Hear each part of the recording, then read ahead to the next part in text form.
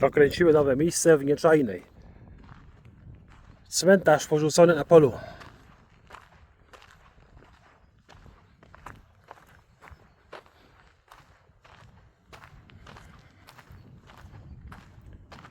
Pamięci ofiar epidemii cholery w XIX wieku. Spoczywajcie w pokoju, Żydowo 2021. 5 lat temu.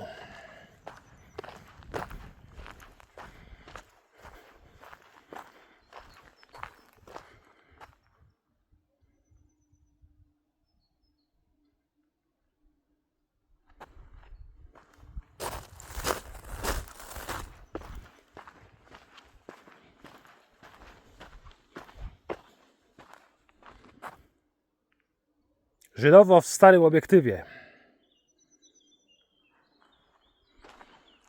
Drzewa występujące na obszarze gminy Rokietnica.